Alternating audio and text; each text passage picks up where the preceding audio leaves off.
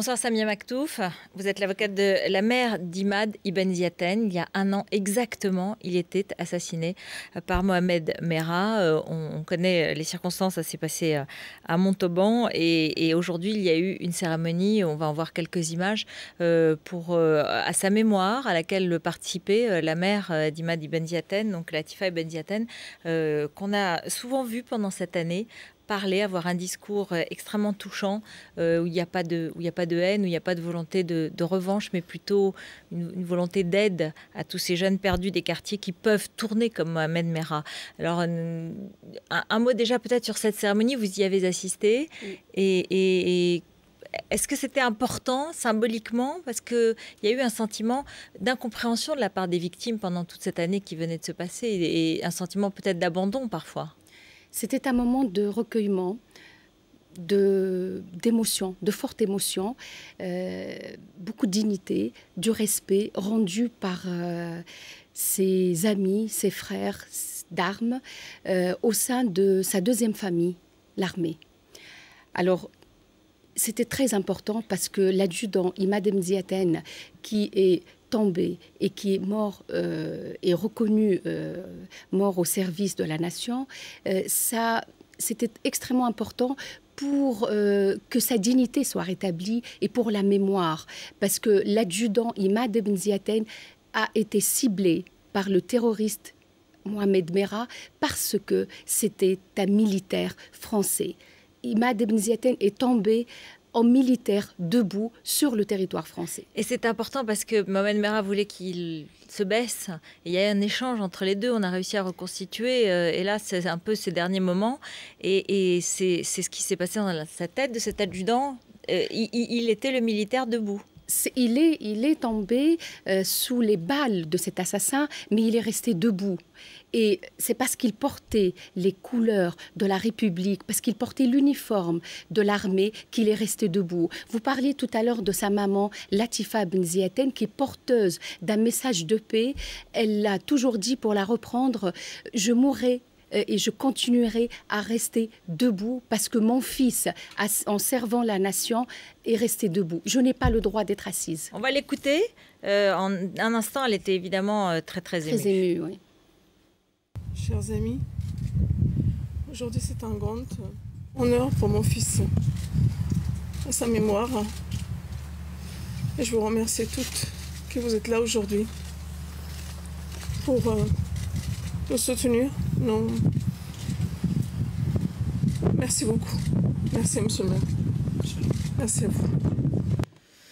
Voilà, Latifa Ibn Ziaten, évidemment, qu'on a vu et entendu cette année, qui porte haut un peu les couleurs justement de son fils, et puis aussi de ce discours qui a touché beaucoup de monde.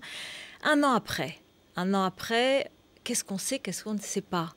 Où est-ce qu'on en est dans l'enquête? Est-ce qu'on a avancé? Est-ce qu'on a tiré les leçons? C'est toutes ces questions que je veux d'abord vous poser. Est-ce que vous, avocate, vous avez le sentiment que tout est clair aujourd'hui? L'enquête avance un an après, mais certainement pas au rythme que mes clients, que les familles le souhaitent. Aujourd'hui, des bribes de vérité ont été versées, mais dans un océan de doute. C'est la raison pour laquelle, quand on parle d'un an d'enquête, il faut tout de même dire que les mêmes questions qui sont posées par les familles, en tout cas par les proches et familles d'Imad Ibn Ziaten, de l'adjudant, aujourd'hui, ces mêmes questions sont toujours posées. Alors, elles portent premièrement sur les complicités. Il est établi, il est reconnu par les autorités, par l'actuel ministre de l'Intérieur, qui, je dois le rappeler, nous a promis une totale transparence.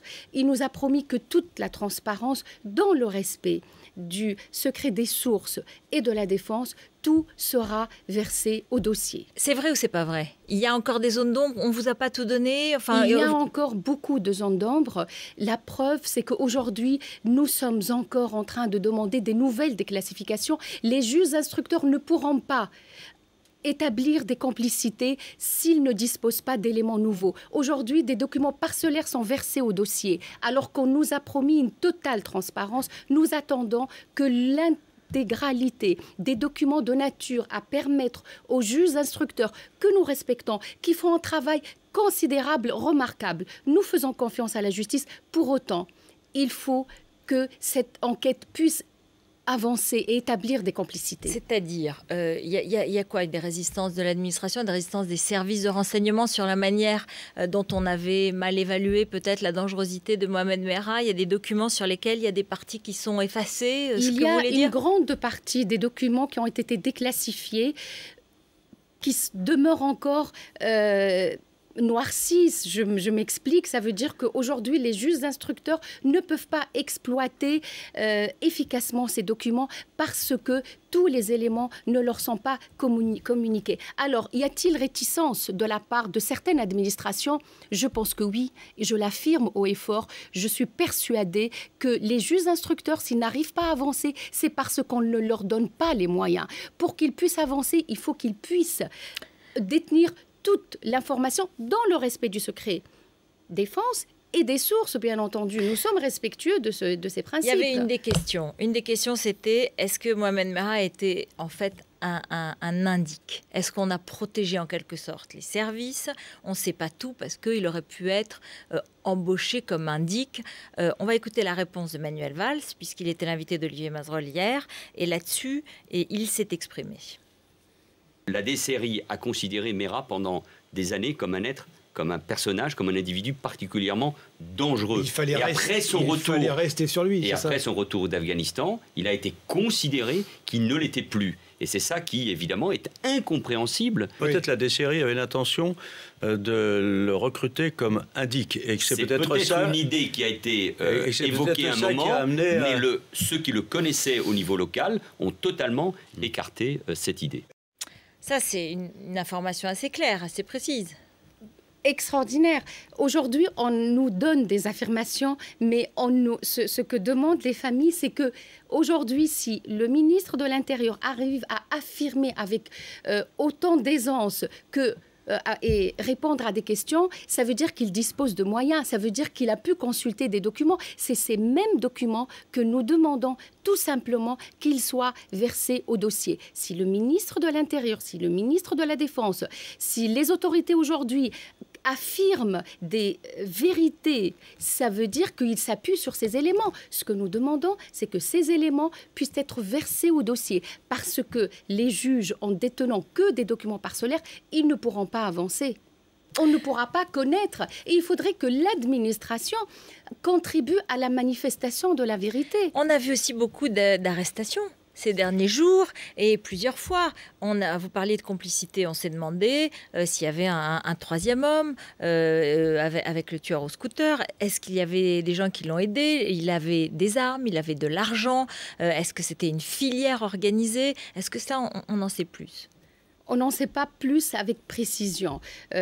Aujourd'hui, les complicités ne sont pas encore établies. Vous parliez tout à l'heure, vous évoquez ce passage chaotique de l'enquête ou des arrestations survenues au lendemain de réceptions organisées pour les familles ou au lendemain d'avoir été reçues par les juges. C'est des arrestations qui n'ont pas abouti. Il y a encore eu des gens qui ont été relâchés il y a quelques jours. Bon, est-ce que c'est des arrestations de complaisance? Est-ce que c'est des arrestations dont on sait pertinemment qu'elles n'aboutiront pas à des mises en examen? Et pour autant, il y a eu ces arrestations. Ce qu'on a déjà dit, on souhaite, et on le redit encore, on voudrait que ces arrestations ne constituent pas des effets d'annonce pour apaiser la douleur de la famille, parce que la douleur de la famille ne sera pas apaisée, atténuée, tant que la vérité, et rien que la vérité, ne sera pas dite les yeux dans les yeux. On parlait tout à l'heure des complicités, des appuis, de tout dont Mohamed Merah a pu bénéficier. Mohamed Merah a travaillé dans l'ombre, il a pu déjouer toute la surveillance de la DCRI. La Direction centrale de renseignement. Surveillance qui d'ailleurs a été arrêtée 2 à 3 mois avant que ces crimes horribles soient commis. Et pour autant, à ce jour, on ne sait pas pourquoi elle s'est arrêtée subitement, cette surveillance. À ce jour, on ne sait pas comment Mohamed Merah, qui ne travaillait pas, Un délinquant, il a pu bénéficier d'autant d'argent, d'autant d'armes. Il y a eu des armes qui ont été retrouvées. Comment a-t-il pu bénéficier? C'est à ces questions-là que les familles souhaitent avoir des réponses. On va écouter un psychologue qui l'avait examiné et qui avait alerté en 2009 déjà les autorités. Moi, je mets en évidence certains points de fragilité. J'alerte également, je préconise dans mes conclusions le fait que ce garçon justifie de mesures d'encadrement, de mesures de surveillance et aussi de mesures de prise en charge sur le plan psychothérapique. Ça, je l'écris en clair dans les conclusions de mon expertise. Alors, les failles, évidemment, je l'écris plusieurs fois ça. Des failles, il y en a peut-être eu. Peut-être que cette indication n'a pas été suffisamment prise au sérieux, peut-être. On peut imaginer cela. Bonsoir Patrick Plugman, vous êtes l'avocat de Samuel Sandler, le père de Jonathan Sandler et le grand-père d'Harry et Gabriel Sandler qui ont été assassinés par Mohamed Merah. Et donc un an après, nous évoquions avec Samia Maktouf les zones d'ombre de l'enquête.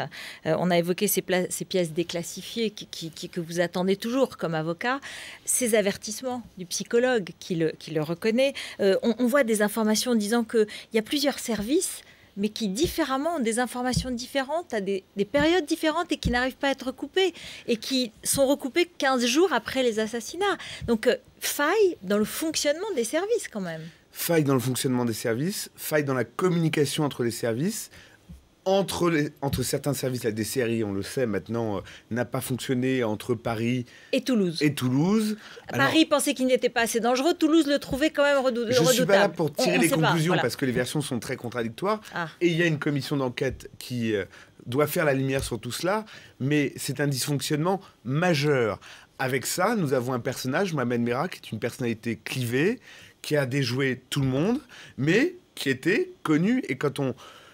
ce qui est sûr et certain, c'est que la surveillance s'est relâchée au moment où elle aurait dû s'accentuer. Ce qui est sûr, c'est qu'au moment où on dit à M. Merah qu'en fait il ne nous intéresse pas, ou peut-être qu'il nous intéresse comme indique, eh bien c'est le moment où on devrait le déférer à la justice. Et quelques semaines plus tard, pas des mois, quelques semaines plus tard, il va commettre les crimes. Et ça, est-ce qu'aujourd'hui, avec vos rendez-vous, avec Manuel Valls, avec un certain nombre d'autorités, vous avez été reçus, on a des familles avec les avocats, est-ce que vous comprenez un peu mieux ces manques? On n'a pas encore compris ces manques et je crois que même les services n'ont pas encore tiré toutes les leçons. Mais il y a quelque chose de tout à fait remarquable et je pense que Samia sera d'accord avec moi sur ce point. On n'a jamais vu un gouvernement qui tire, je dirais, en temps réel les leçons de ce qui s'est passé sur un événement aussi proche et qui veut, avec les familles des victimes, faire la lumière sur le dysfonctionnement de ses propres services. Ça, je crois qu'il y a du point de vue du ministère de l'Intérieur une volonté de transparence et de vérité qui est remarquable et qui est inédite. Mais peut-être pas de l'administration. Voilà. Samia Maktouf disait il y a peut-être des résistances dans l'administration. Il y a une volonté politique, mais peut-être pas. On nous a promis une transparence qu'on est en train de respecter et c'est... Il est vrai tout ce que Patrick est en train de dire. Aujourd'hui, il ne faut pas que l'administration freine cette transmission de documents aux juges instructeurs. Ce qui est sûr, c'est qu'il y a une zone d'ombre, c'est que quand on déclassifie des documents, on ne sait pas si c'est une totalité ou si c'est un morceau qui est déclassifié. Et il y aura évidemment dans des services la volonté de se couvrir. Donc cette lumière se fera dans la douleur et dans la difficulté, nous le savons. Mais je pense que les responsables politiques le savent également. Alors l'autre question, c'est le frère Abdelkader. Il est aujourd'hui incarcéré. Question, complice, inspirateur, le cerveau. On va écouter son avocat, Maître Dupond-Moretti, un ténor du barreau. Écoutons-le. Il y a la présence d'Abdelkader Merah le jour du vol du scooter. Le scooter utilisé par son frère va changer de physionomie et de couleur. C'est tout ce qu'il y a. La démonstration d'une culpabilité, c'est pas ça. Hein. C'est on a des éléments ou on n'a pas d'éléments qui permettent de penser que M. X a accompli des actes positifs qui rendent possible le crime. C'est dans ce sens-là que ça marche. Moi, j'affirme que si le frère était en vie, Abdelkader ne serait pas en prison aujourd'hui. Patrick Plugman, comment vous réagissez? Je pense qu'on a déjà vu Éric Dupond-Moretti beaucoup plus convaincant sur l'innocence de ses clients qu'il a fait innocenter devant des cours d'assises. La question n'est pas aujourd'hui la culpabilité d'Abdelkader Merah. La question est celle de sa complicité et, pour une échéance très proche, son maintien en détention. Nous pensons qu'il existe sur la tête d'Abdelkader Merah les raisons classiques de la complicité en droit pénal. Il n'est pas là pour une erreur ou une association de patronyme. Il est là pour une probable complicité d'association de malfaiteurs en relation avec une entreprise terroriste à minima ou complicité d'actes de terrorisme. Et Abdelkader Merah, il est complice de tous les moyens, vous l'avez évoqué. Évidemment, il accompagne son frère dans les projets de voyage. Évidemment, on retrouve chez lui des éléments troublants sur son appartenance au salafisme. Mais, Dupond-Moretti le dit, il vole le scooter qui est l'instrument du crime.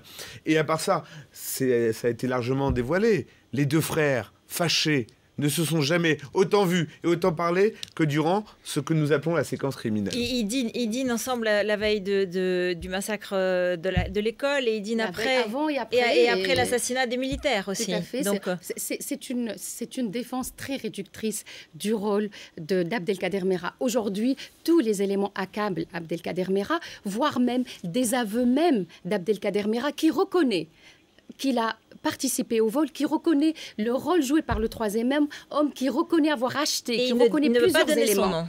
Il ne donne pas son nom, c'est bien la preuve qu'il cache quelque chose à la justice. Éric Dupond-Moretti dit « Mon client n'a rien à voir ». Bien. Est-ce qu'il a fait une demande d'annulation de sa mise en examen? Jamais. Est-ce qu'il a jusqu'à présent demandé une demande de mise en liberté? Est-ce qu'on imagine... Oui, il demande une demande pour la première fois. Non, la demande. Pour la première fois. Le renouvellement de la détention va être examiné dans le cadre du délai légal, mais ce n'est pas une demande présentée par son avocat. Imagine-t-on l'avocat d'un innocent ou un innocent se laisser comme ça croupir en prison? Non, évidemment. Par ailleurs, quand Abdelkader Merah est interrogé, est-ce qu'il cherche à se disculper? Est-ce qu'il cherche à apporter des éléments qui permettraient de le mettre hors de cause? Pas du tout. Il refuse de répondre. On lui parle d'un troisième homme, il dit « Il y a quelqu'un, je ne donnerai pas son nom ». Il se défend comme un petit voyou, mais en tout cas certainement pas comme quelqu'un qui chercherait à faire la démonstration de son innocence. J'ai une dernière question, c'est sur l'assaut final. Beaucoup de gens ont dit pourquoi est-ce qu'il n'en est pas sorti vivant? Pourquoi est-ce que là-dessus il y a des zones d'ombre encore? Est-ce que il est sorti pendant 6 heures et il a échappé à la surveillance pendant 6 heures? On n'a toujours pas de réponse à cette sortie, ni par l'ancien régime, ni par l'actuel régime. Une défaillance totale, un échec total. L'ancien ministre et le nouveau ministre. Moi, je ne suis pas expert en balistique. Je ne suis pas expert ni policier ni militaire. Les modalités qui ont été choisies à ce moment-là, qui ont été opérées, elles ont été heureuses ou malheureuses. Elles sont malheureuses pour nous parce qu'il y a quelqu'un qui est mort avant d'avoir comparu en justice. Et ça, c'est infiniment regrettable, d'autant plus que quelque part, on peut imaginer que cette mort était souhaitée par Mohamed Merah. Et ça, c'est insupportable. Bien. À partir de ce moment-là, les modalités d'opération policière, je crois que ce n'est pas dans ma compétence, peut-être même pas dans mon rôle de la critiquer. Mais nous voulons connaître la lumière sur tout ce qui s'est passé. Merci beaucoup, merci à tous les deux d'être venus faire le point donc 1 an après sur le point sur l'enquête. C'est évidemment, on vous accueillera pour en savoir plus. Merci à tous les deux, restez avec nous. Dans un instant, c'est le journal de Rachid Embarki et puis on va parler économie. On va parler de François Hollande qui est allé à Dijon pour essayer de convaincre les Français du bien fondé de sa politique. 2 économistes, Marc Coty et Bernard Maris. À tout de suite.